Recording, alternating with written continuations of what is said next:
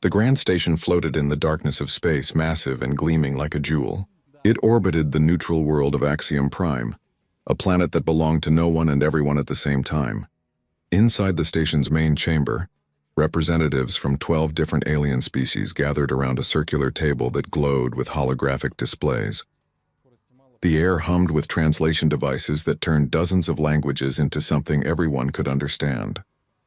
Ambassador Thalvek stood at the center of attention.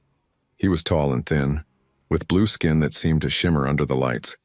His species, the Kryn, had been part of the Galactic Council for over 3,000 years. They were proud of their history and their power. Today, Thalvex had brought something important to discuss with the Council. Honored members, Thalvex began, his voice carrying across the chamber. We have discovered a new world, a primitive planet in the outer spiral arm of our galaxy. The inhabitants call it Earth. Holographic images appeared above the table. Earth spun slowly, blue and green and beautiful. Then the images changed, showing cities full of tiny beings that walked on two legs. They showed machines that belched smoke into the air. They showed weapons that could level mountains. These creatures call themselves humans, Thalvex continued. Our analysis shows they are dangerous. In the past century alone, they have fought two massive wars that killed millions of their own kind. They split the atom not for energy, but for bombs. They reached their moon not through peaceful exploration, but through military competition between rival nations. Another council member, a being covered in silver fur, leaned forward. How advanced are they technologically? Barely capable of leaving their own atmosphere, Thalvex replied. They use chemical rockets that are inefficient and dangerous. They have not discovered faster than light travel. They do not have energy shields or plasma weapons. By our standards, they are children playing with fire. Then why bring this to the council? Asked Zenvia, the representative from the Luminar. She looked almost human herself except for her golden eyes that seemed to glow with their own light. We have protocols for contacting primitive species. We observe them until they are ready for galactic society. Thalvex's expression hardened. Because they are advancing too quickly. What took our species 10,000 years to develop, they have achieved in mere centuries. Their progress is not driven by curiosity or peace. It is driven by conflict and competition. If we wait, they will develop weapons we cannot imagine. They will become a threat to the entire galaxy. The chamber filled with murmuring voices. Some agreed with Thalvex. Others looked uncertain. Zenvia shook her head slowly. I have studied their culture, she said quietly. Yes, they are violent, but they are also capable of great compassion. They create art and music. They care for their sick and elderly. Every attempt to suppress such a species in history has ended badly. Which is why we must act now, Thalvex insisted. Before they become too strong, I propose we send a fleet to Earth. We will bring them under galactic authority, for their own protection and for ours. The vote was called. One by one, the council members made their choice. When it was done, 9 had voted yes. Only 3, including Zenvia, had voted no. The decision was made. Earth would be conquered. Far from the council station near the giant planet Jupiter, something moved through the darkness. The UES Teguk was humanity's pride and joy. The first experimental ship capable of faster-than-light travel. It was not beautiful like the alien vessels. It was built like a weapon, all sharp angles and heavy armor. But it was humanity's greatest achievement. Captain Jiwoo sat in the command chair, watching displays that showed Jupiter's swirling storms. He was young for a captain, only 35 years old, but he had earned his position through skill and determination. His crew trusted him completely. Engineering reports the warp drive is operating within normal parameters, called out Dae-hyun from his station. The engineer looked tired but satisfied. He had spent 3 years helping build this ship. Excellent work, Jiwoo replied. Yuna, any unusual readings? The science officer studied her displays carefully. Yuna was the smartest person Jiwoo had ever met, able to understand complex physics like other people understood breathing. Right now, her face showed confusion. Captain, I'm detecting energy signatures. Multiple sources, very large, approaching from deep space. Jiwoo felt his stomach tighten. How large? Bigger than anything we've ever built. Captain, there are 12 of them. They just appeared out of nowhere. The bridge fell silent. Every person there understood what this meant. They were not alone in the universe anymore. Battle stations, Jiwoo ordered, his voice calm despite the fear rising in his chest. Hana, bring weapons online. Lieutenant Hana moved quickly, her fingers dancing across her console. Weapons ready, Captain. All railguns charged and targeting systems active. The ships appeared on their screens. They were massive, some 10 times the size of the Taeguk. They moved with grace that seemed impossible for something so large. They formed a perfect circle around Jupiter's orbit, trapping the human ship in the middle. A transmission came through. The face that appeared on the main screen was blue and alien, but the expression was clear enough. Contempt. The being spoke, and computers translated the words into Korean, then English, then dozens of other human languages. Primitive species of Earth, I am Ambassador Thalvex of the Galactic Council. Your world has been evaluated and found lacking. You are hereby commanded to submit to galactic authority. Your governments will surrender. Your weapons will be destroyed. Your people will be educated in proper civilization. Resistance means extinction. You have 1 hour to comply. The transmission ended. Every person on the bridge stared at the screen in shock. Then slowly they turned to look at their captain. Jiwoo thought about everything humanity had achieved. The struggles and sacrifices. The wars and the peace that followed. The countless generations who had fought and died so their children could live free. He thought about every person on Earth who had never asked permission to exist, who had never bowed to anyone. He opened a communication channel back to the alien fleet. When he spoke, his voice was steady and clear. This is Captain Jiwoo of the United Earth ship Taeguk. I speak for humanity. We have heard your demands. Here is our answer. He paused, making sure every word was understood. We kneel to no one. He closed the channel and looked at his crew. If they want Earth, they'll have to go through us first. Hana smiled grimly. Where do you want me to shoot first, Captain? Target the ship that did the talking, Jiwoo replied. Let's teach them what happens when you threaten humanity. War Master Vector could not believe what he had just heard. In his 300 years of service to the Galactic Council, no primitive species had ever refused their demands. Not one. They always surrendered quickly, understanding that resistance was pointless. But this tiny ship, this crude vessel made of metal and desperation, had dared to say no. Destroy them. Vector ordered simply. Make it quick. We have a planet to conquer. His weapons officer hesitated. War Master, regulations require we give them the full hour to reconsider. They have reconsidered, Vector snapped. They chose death. Fire when ready. The Kryn destroyer moved forward, its energy weapons charging with a sound like thunder. The weapon ports glowed bright blue, ready to turn the human ship into dust. But before the destroyer could fire, something impossible happened. The Taeguk fired first. The plasma railgun discharged with tremendous force, sending a projectile at nearly the speed of light. The destroyer's shields activated automatically, designed to deflect energy weapons and slow-moving missiles. But the shields were not designed for kinetic weapons traveling at relativistic speeds.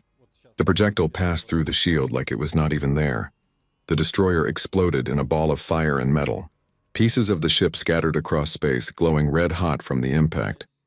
Vector stared at his screen in shock. What just happened? The primitive vessel destroyed the destroyer.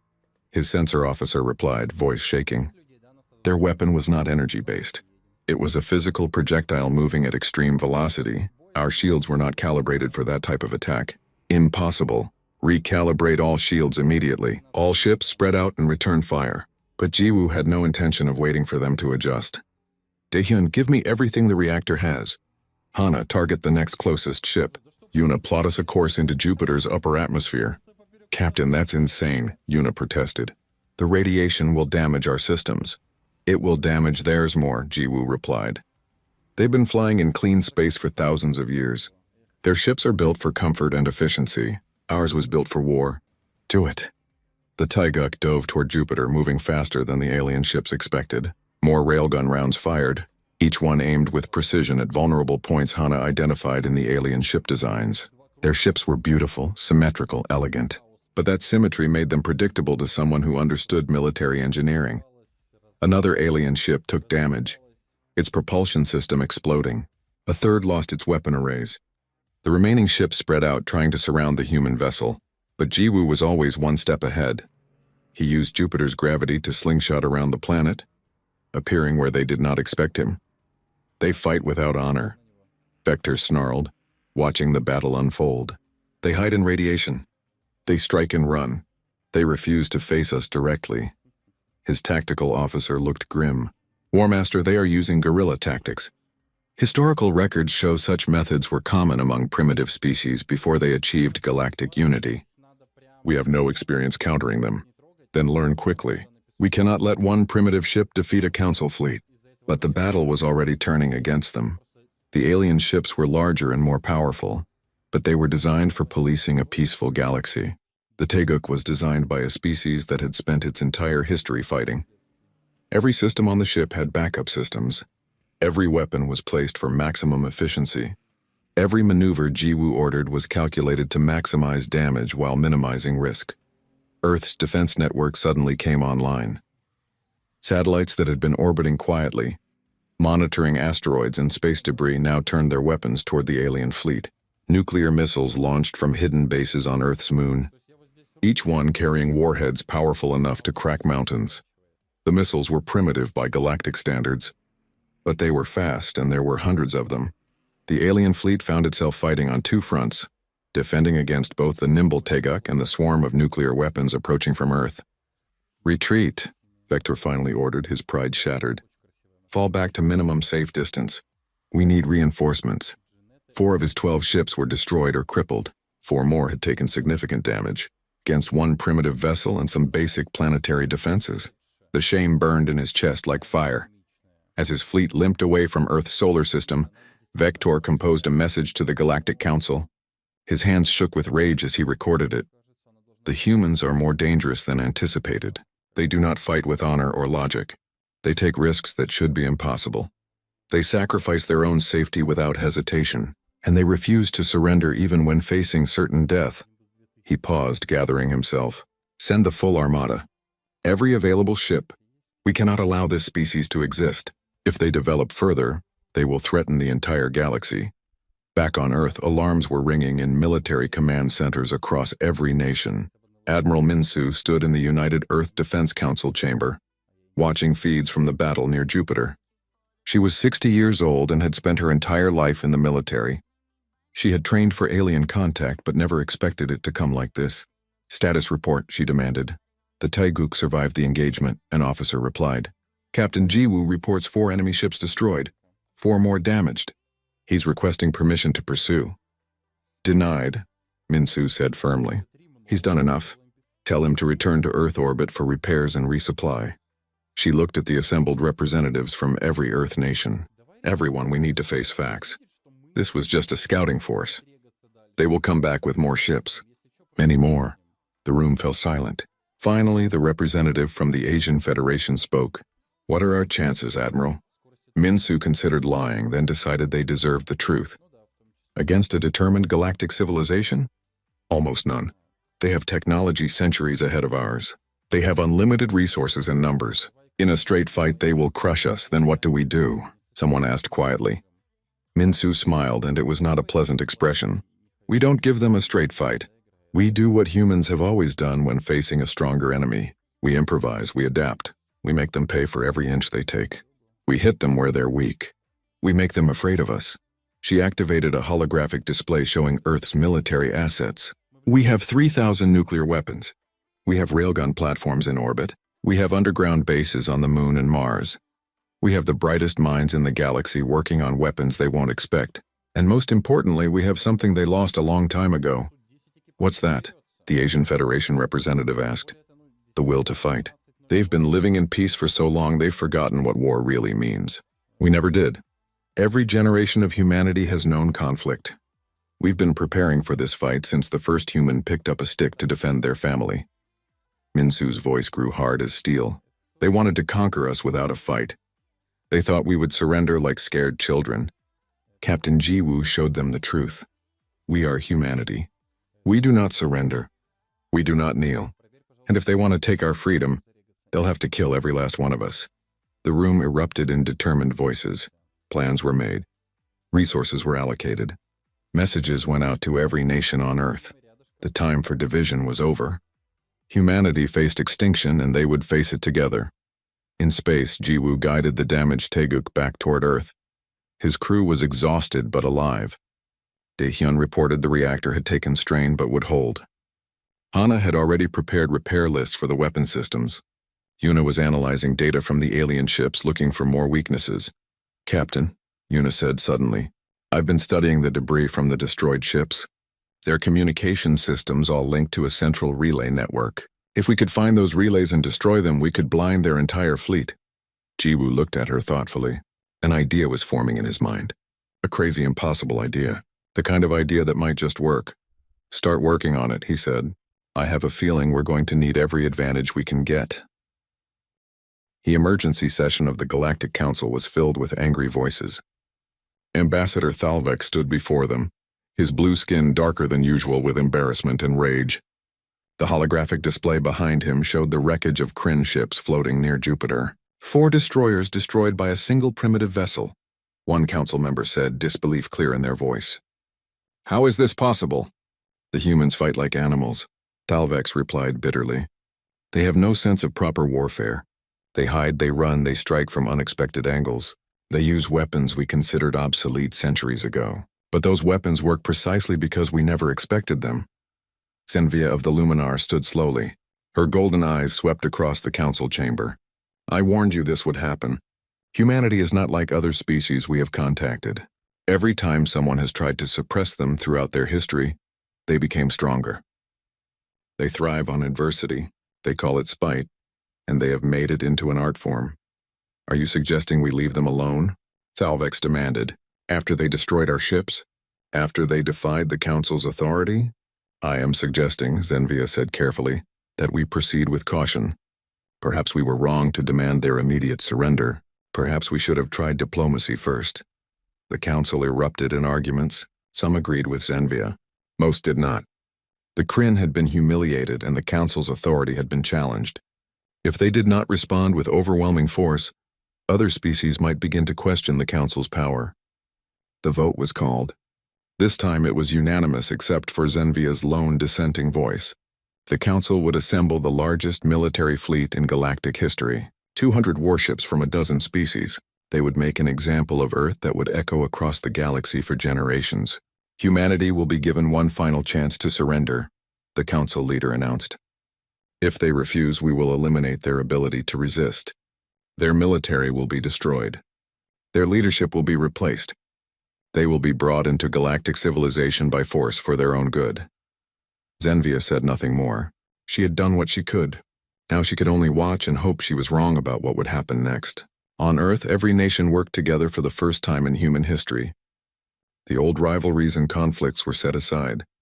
When faced with extinction, humanity remembered they were all one species. Factory workers in Seoul labored beside engineers from Berlin. Scientists in Mumbai shared research with colleagues in Sao Paulo. The entire planet became one massive military base. Chief Engineer Bora directed the conversion of civilian spacecraft into weapons platforms. Cargo ships had railguns welded to their hulls. Passenger shuttles carried nuclear missiles in their cargo bays. Even the old International Space Station was retrofitted with kinetic weapons. Nothing was wasted. Everything that could fight would fight. Captain Jiwoo met with General Sang-ho and Colonel Eun-ji in a secure bunker deep beneath Geneva.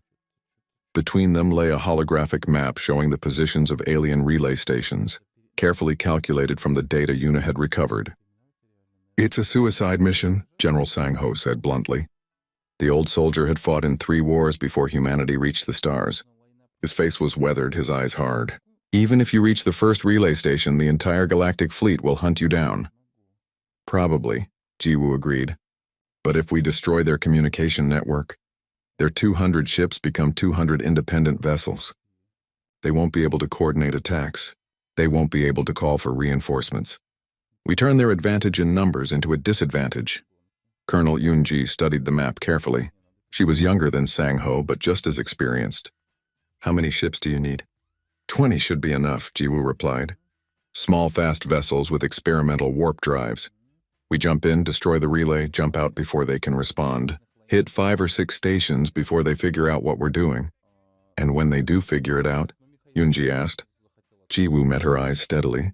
"Then we buy Earth time with our lives.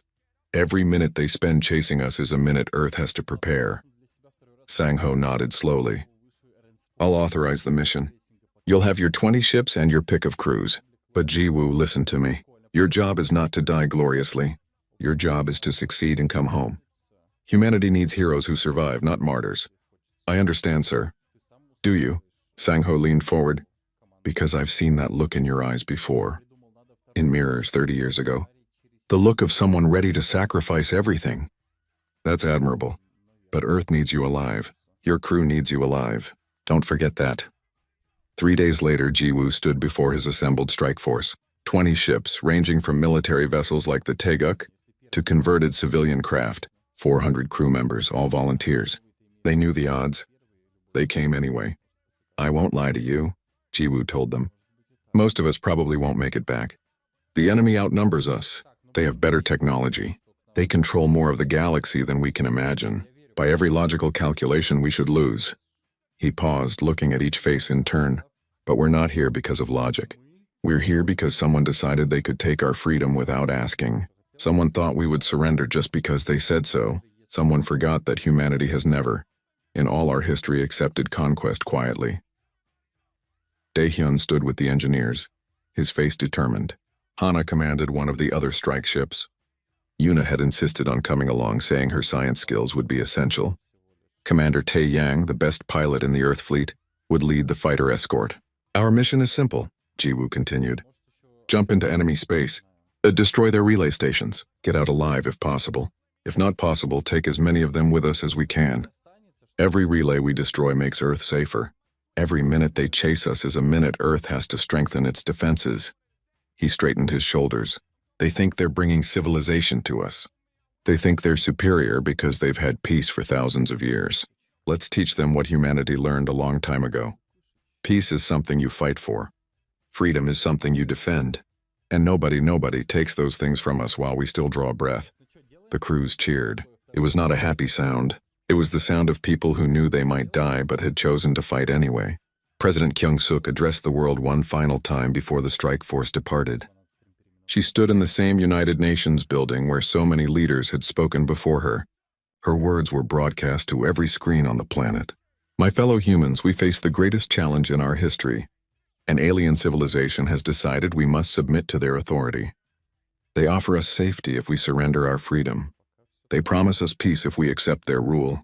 They threaten us with extinction if we resist. She paused, letting her words sink in. Our ancestors survived ice ages. They survived plagues that killed millions. They survived wars that nearly destroyed our species. They survived because they refused to give up. They survived because they believed the next generation deserved a chance to live free. Her voice grew stronger. We did not climb to the top of Earth's food chain by surrendering to every threat. We did not build cities and reach the stars by accepting defeat. And we will not kneel to aliens who have forgotten what it means to fight for survival.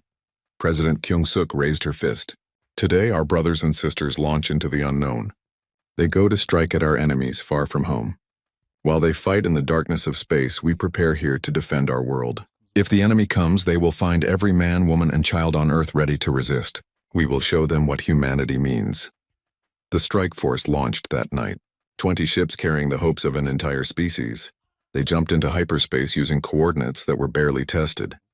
Behind them, Earth fortified every defense. Weapons were placed on the Moon, on Mars, in orbit around every planet in the solar system. Mines were scattered across likely approach routes. Nuclear weapons were readied. If the aliens wanted Earth, they would have to pay for it in blood. And humanity would make sure the price was higher than they ever imagined. As the strike force vanished into hyperspace, Admiral Min-soo stood on the command deck of the orbital fortress Incheon. She looked down at Earth, so beautiful and fragile in the darkness. So worth defending. They're on their way, her communications officer reported. Then so are we, Min-soo replied. All forces, battle stations. If Jiwoo does his job, the enemy will arrive confused and disorganized. When they do, we hit them with everything we have. No mercy, no surrender. We teach them what happens when you threaten humanity. The fortress hummed as its weapons powered up. Across Earth's solar system, thousands of weapons came online. Humanity was ready for war. The first relay station hung in space like a metal spider web, its structures spreading across hundreds of kilometers. It had been built thousands of years ago and maintained ever since. Nobody had ever attacked it. Nobody had ever tried. The very idea was unthinkable. Jiwoo's strike force emerged from hyperspace in a tight formation, 20 ships against a station defended by 30 vessels. The aliens detected them immediately and sent a warning broadcast. The humans ignored it. All ships weapons free, Jiwoo commanded. Target the central hub. Hit it hard and fast. The battle lasted 17 minutes. The defending alien ships were not prepared for the ferocity of the human attack. The strike force ships moved in perfect coordination, covering each other, concentrating fire on specific targets. When an alien ship moved to intercept, Taeyang's fighters swarmed it like angry wasps. The relay station exploded in a cascade of light. Its destruction sent ripples through the galactic communication network. Suddenly, hundreds of council ships across dozens of star systems lost contact with Central Command. Jump to the next target, Jiwoo ordered. His ship had taken damage, but nothing critical.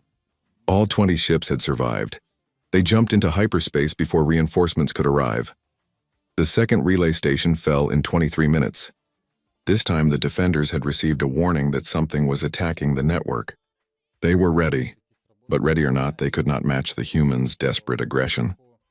At the third relay station, tragedy struck. Daehyun's ship, the Busan, took a direct hit to its engines. The ship spun out of control, systems failing. Through the chaos of the battle, Jiwoo could hear Daehyun's calm voice on the communications channel. "Captain, this is Busan. We've lost main power. Life support is failing. Hull breaches on multiple decks." "Hold on, Daehyun," Jiwoo replied, already calculating rescue options. "We'll get you out." "Negative, Captain. My reactor core is still operational. I can manually overload it. The explosion will take out the station's main power generator." Jiwoo felt his chest tighten. "That's not necessary. We can complete the mission without it." "But it will take longer," Daehyun said. His voice was steady, almost peaceful. "Every second counts, Captain. You know that. Besides, I'm not going to make it anyway. Let me make my death mean something." "Daehyun, that's an order. Abandon ship." "I'm sorry, Captain. I can't hear you." "Communications must be damaged." There was a pause. "It's been an honor serving with you. Take care of Hana for me. Tell her I'm sorry I won't make it to her birthday party." The communication cut off. 5 seconds later, the Busan exploded. The blast was so powerful it cracked the relay station in half. The structure broke apart, tumbling into the star it had been orbiting. Hana's voice came over the channel, raw with pain. "I've got life pods. 3 of them. I'm recovering them now." But everyone knew Daehyun was not in those pods. He had stayed with his ship to the end. The strike force jumped away. Now 19 ships instead of 20. In the quiet of hyperspace, Jiwoo allowed himself 1 minute to grieve. Then he pushed the grief down and focused on the mission. Daehyun had sacrificed himself to buy them time. He would not waste that gift. Back in Earth's solar system, the Council's vanguard fleet arrived. 50 ships led by War Master Vector himself. He had been given one more chance to redeem his honor. He would not fail again. Admiral Minsu watched them approach on her displays. 50 ships against Earth's hastily assembled defense force. The odds were not good. But she had not survived 3 decades in the military by accepting defeat easily. "All forces, stand by," she commanded from the Fortress Incheon. "Let them get close. Make them think we're scared. Then we show them what scared humans can do." The alien fleet moved into Earth's solar system cautiously. They expected resistance this time. What they got was worse than they imagined. The first wave of missiles came from the moon, hundreds of nuclear warheads on trajectories calculated by Earth's best computers. The aliens shot down most of them, but dozens got through. Ships exploded. Others took damage and fell back to repair. Then the railgun platforms opened fire.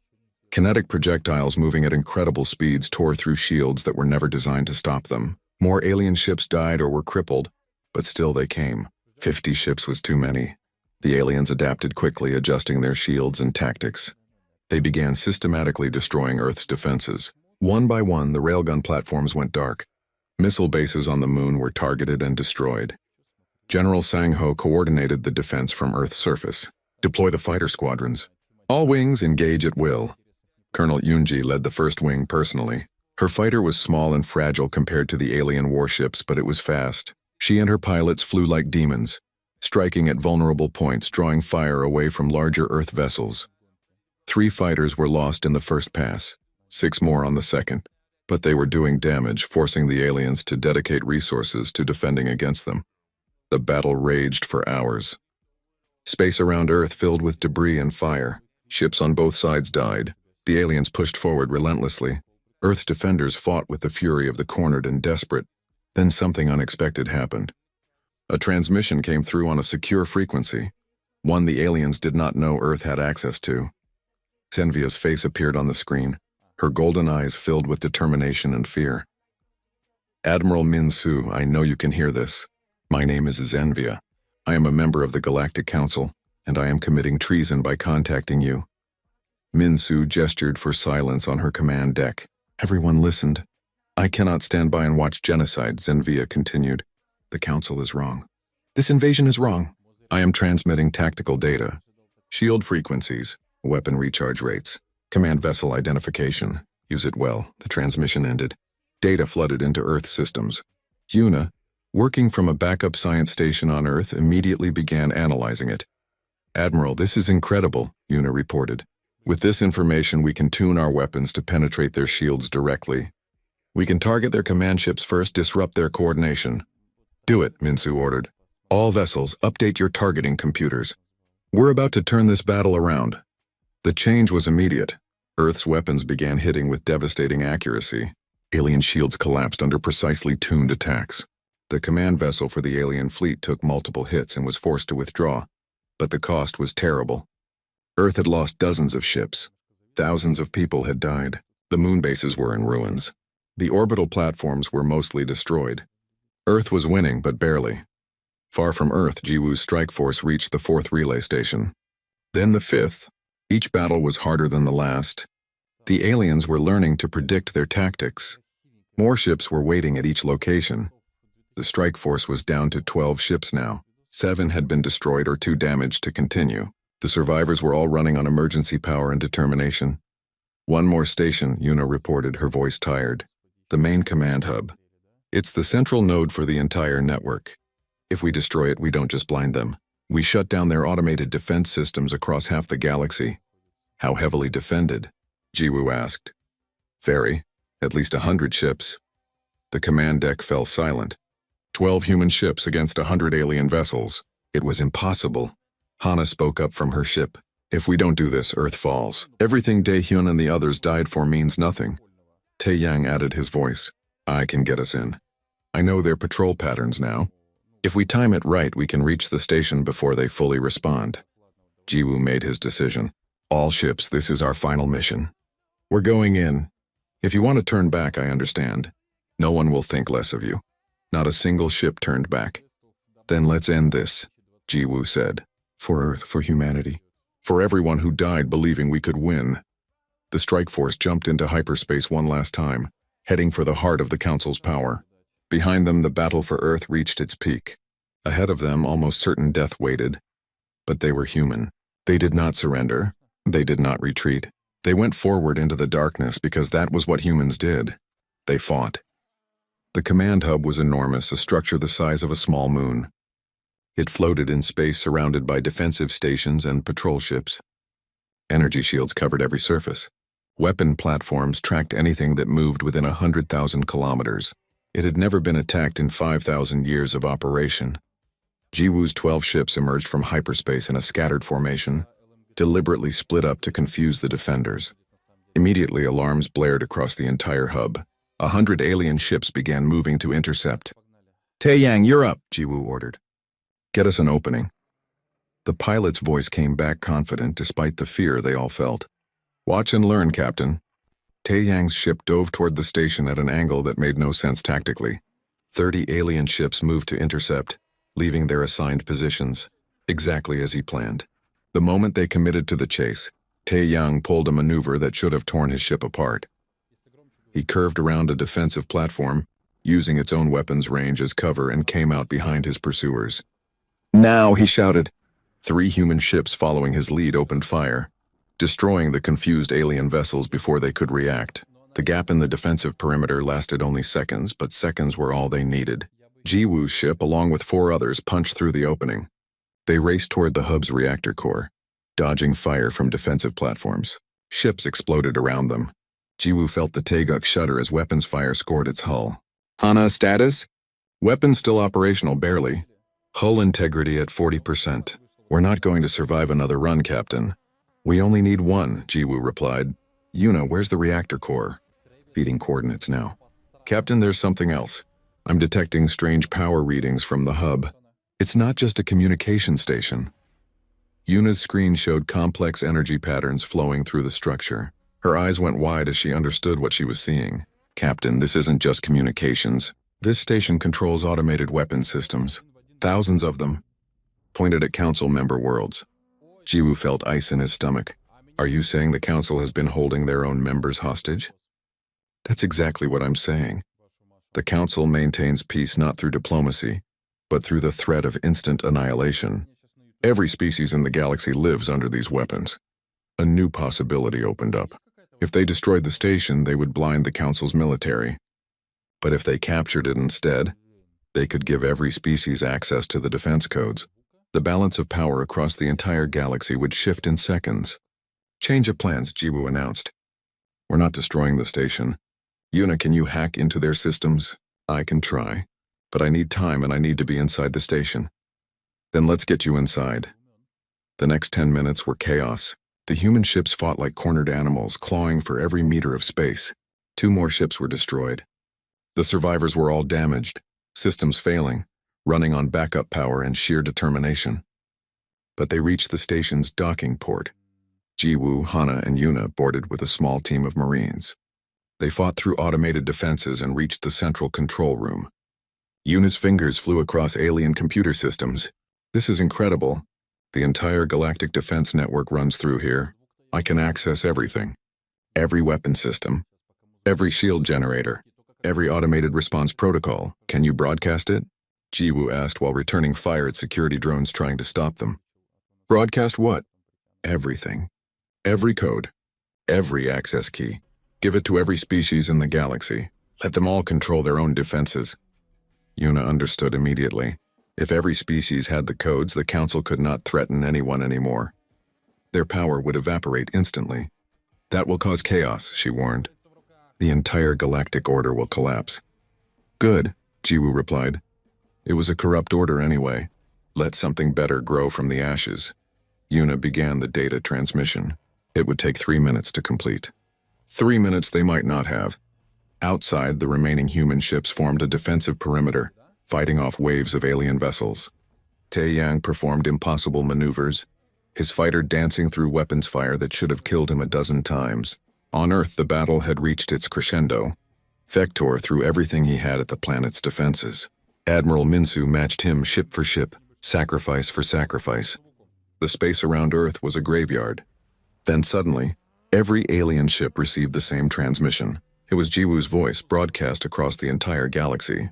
People of the Galactic Council, my name is Captain Jiwoo of Earth. You have been lied to. Your peaceful civilization was built on a foundation of terror. Your council maintained order by holding weapons to your heads. Don't believe me? Check your communication systems. I just gave you all the access codes. Across the galaxy, billions of beings access the data. They saw the truth. The weapons pointed at their homeworlds. The automatic annihilation protocols. The threat that had always existed but was never spoken of. Rebellions began immediately. On a dozen worlds, citizens rose against their council-appointed governments. Military forces refused orders. The entire structure of galactic authority crumbled like sand. Ambassador Thalvex, watching from the council station, felt his world end. Everything he had believed in was revealed as a lie. The peace he thought they had built was just tyranny with a pleasant face. Vector received an order from what remained of the council leadership. Destroy Earth completely no matter the cost. Show the galaxy what happens to species that resist. But his own fleet was fracturing. Crews from different species were questioning their orders. Some ships were already withdrawing, their governments recalling them as the political situation collapsed. War Master, his communications officer said quietly. We're receiving a transmission from the Luminar fleet. They're entering the system. Vector pulled up the tactical display and felt his last hope die. Zenvia's people, the Luminar, had arrived with their entire military fleet. They had not fielded warships in over 2,000 years. but their technology was still advanced. And they were not alone.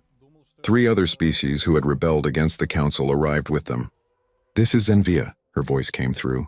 "Vector, order your ships to stand down. The Council's authority is broken. This war is over." "Never," Vector shouted. "We will restore order. We will crush the humans." "Then you will die," Zenvia replied sadly. The Luminar fleet engaged. The battle lasted less than an hour. Vector's remaining ships were destroyed or forced to surrender. The War Master's flagship, the Dominion, took heavy damage and lost all power. Admiral Minsu could have destroyed the helpless ship. Instead, she opened a communication channel. "War Master Vector, this is Admiral Minsu of Earth. Your ship is disabled. Surrender and your crew will be treated with respect." Vector stared at the screen, seeing a human for the first time as something other than a primitive being. This elderly woman had just defeated him and now offered mercy. "Why?" he asked. "Why spare us?" "Because we fight for survival, not for genocide," Minsu replied. "We defended ourselves. We destroyed your ability to threaten us. That's enough. Remember this moment when you rebuild. Remember that humanity could have killed you but chose not to. Maybe that will teach you something about who the real primitives are." The war ended that day. Jiwoo's battered strike force limped home, only 5 ships remaining. Earth mourned Daehyun and the thousands who had died defending their world. But they had survived. 6 months later, representatives from every species in the galaxy gathered for the first meeting of the new Galactic Assembly. They met not in the old Council Station, but in Earth orbit. Every species attended as equals. No one threatened. No one dominated. President Kyung-suk stood before them, representing humanity for the first time on the galactic stage. "The old Council tried to conquer us because we were different," she said. "They believed their way was the only way. Their peace was maintained through fear. We fought back not just for ourselves, but for every species that might come after us. For every world that deserved freedom instead of subjugation." She looked around the assembly. "This galaxy has room for all of us. Room for different cultures, different values, different ways of living. But only if we stand as partners, not as masters and subjects. Only if we respect each other's right to exist. That is the lesson Earth offers. Learn it well." Zenvia, who had sacrificed her position and nearly her life to help humanity, proposed Earth's admission to the assembly. The vote was unanimous. The galaxy had changed forever. The peaceful species learned they must maintain the capacity for defense. The aggressive ones learned that conquest was no longer possible. And humanity taught everyone a lesson that would never be forgotten. Never underestimate a species that turns survival into an art form. Never threaten a species that refuses to kneel. Never attack a people who will burn the cosmos down before accepting chains. Admiral Jiwoo, promoted after the war, took command of the new joint Earth Luminar exploration fleet. His mission was to travel beyond known space, to find new worlds and ensure no species ever faced conquest alone. On the bridge of the newly built Taeguk II, Hana served as his second in command. Yuna led the science division. Taeyang commanded the fighter wings.